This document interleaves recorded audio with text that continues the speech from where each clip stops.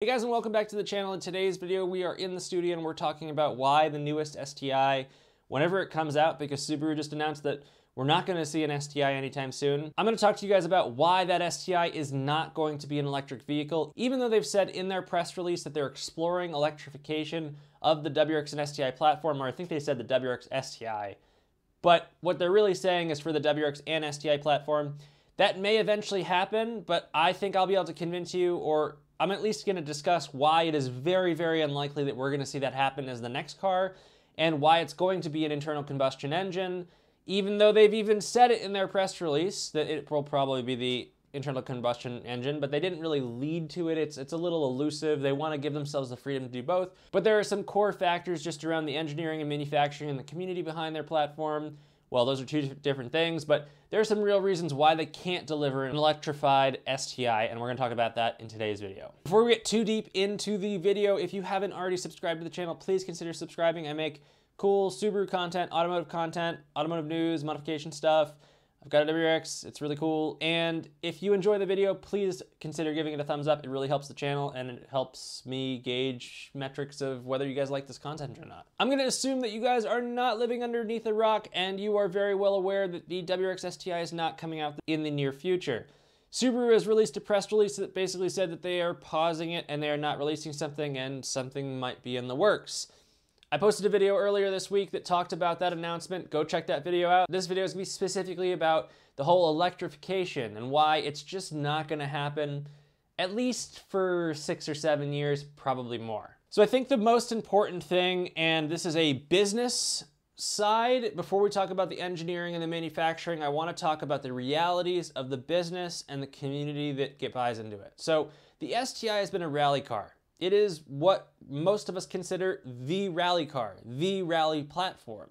And there is a community that supports that, that backs that, and that community, although some people enjoy Teslas and they enjoy electric vehicles, for the most part, most of the cars in the competitors' cars are internal combustion engines. Now, what I just said is not going to age well. 20 years from now, you're going to look back at this video, if this video still exists on YouTube, and you're going to say, oh, you were an idiot.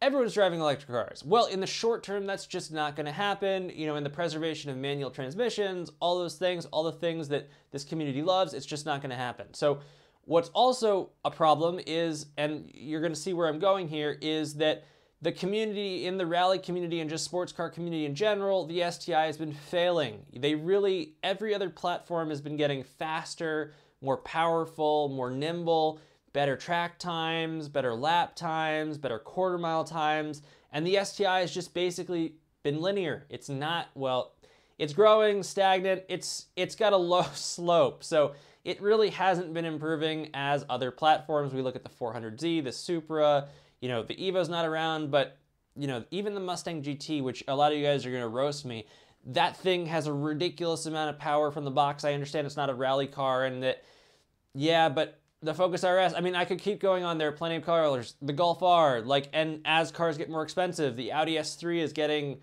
is actually not getting as expensive as faster. So all of a sudden now the S3 is an option for, you know, WRX or STI owners. I guess where I'm going is Subaru is in this conundrum where they need to maintain their existing community if they want to sell the STI. They've had this massive gap where they need to deliver a much more powerful vehicle, and obviously they haven't been able to do that here, but they need to do it, so they're in this conundrum. There's a paradox. So what does this all mean? Where does this all boil down to? While Subaru takes this hiatus with the STI and they're trying to figure it out, they're gonna lose some of that community. They're gonna have to come back and win that community back, and not just win them back, but deliver the best vehicle possible so that they can convert the largest portion of that community into their electric platform when that happens. Subaru has basically said, and I'll read it again, Subaru Corporation is exploring opportunities for the next generation Subaru WRX STI, including electrification. That's them telling us they might go electric. And then they say, in the meantime, a next generation internal combustion engine WRX STI will not be produced based upon the new WRX platform. I think this is what this is telling us, is that eventually those platforms are going to converge again to go electric when the time comes, but in the meantime we're going to see an STI that is different from the WRX so that it wins those consumers back and it redefines the STI platform. People start thinking about the STI again as this you know, best bang for buck sports car, rally car, can do everything, super fast, super fun, because that is getting lost now. So that's kind of the community reason, and you know, that is a pretty large reason that if Subaru just hits the boat and hits the ball running with an electric STI, they're gonna have a very hard time selling it, because you know, Tesla owners aren't gonna shift over because Tesla owners are Tesla hodlers. I mean, it's just, that community is something of itself. Like I'm not even gonna get deep into it, because if you own a Tesla, you're already gonna hate me in the comment section. Stepping back, information that I can provide you guys that I think is a large portion of the impact and something that I have personal experience with is the engineering and manufacturing and why there are massive limitations to going electric. Right now, the share and wealth of knowledge around vehicle electrification is very much concentrated with a couple companies.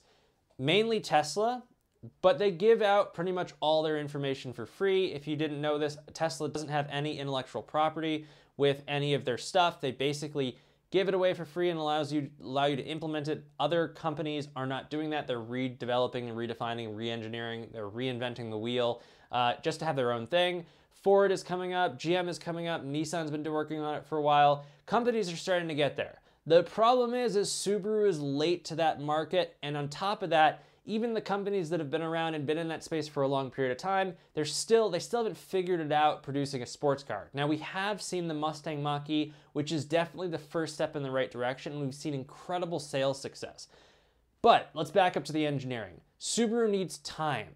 Even if they were to get this technology and work with another company, which we've seen fail and gone horribly wrong, think Supra and BMW, the amount of wish-washy hate that gets put in there, even if they were to do that, Subaru needs time to employ engineers, develop manufacturing strategies, design a car. We're talking 4 to 8 years. 4 years if they dropped everything now, spent all their money, redirected their teams. But the reality is the STI isn't their big fleet vehicle. So they're gonna do that first with other platforms. So the reality is, from an engineering and manufacturing standpoint, Subaru is probably 6 to 9 years, is my guess. If they started focusing now, 6 to 9 years before we see a production, you know, you can go to a Subaru dealer, buy it off the lot, electric STI. It's a bold statement. I know people are gonna say technology's moving faster than you think. Something's probably been in the plans. Based off what we're seeing here, I have my doubts. They still need to develop an internal combustion STI that's different from the WRX platform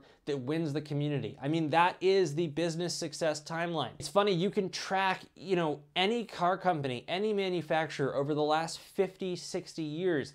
Everything's repeatable. They're all trying to do the same thing. They're all implementing one business strategy, and it's very replicable. You try to win a community, right? That is your best way of organic marketing. Now, I understand people run ads and there are all these different parts and niches and methodologies and everything around the car community. When you talk about organic growth within car manufacturing, some of the greatest examples are actually Subarus. Think about how often Subaru owners recommend Subarus, and think about how often you hear Subaru promoting that. Why do they want to promote that? Why do they want to create this community with all of us? Well, it is free marketing for them. It's organic growth they don't have to pay for. A great example is Ford. Ford doesn't really have that community. They certainly do with trucks, but Ford really, there aren't as robust communities with Ford. You do see Ford definitely tackling marketing in a different way, and maybe this is all anecdotal, but I'm sure some of you guys will kind of start to understand what I mean as we see the trajectory of what the STI looks like. I threw a lot of information at you guys. It probably could have been said in a couple minutes. I did ramble a little bit here. I did want to provide some kind of outside background knowledge so you guys can understand what the problem case is before I give you the solution.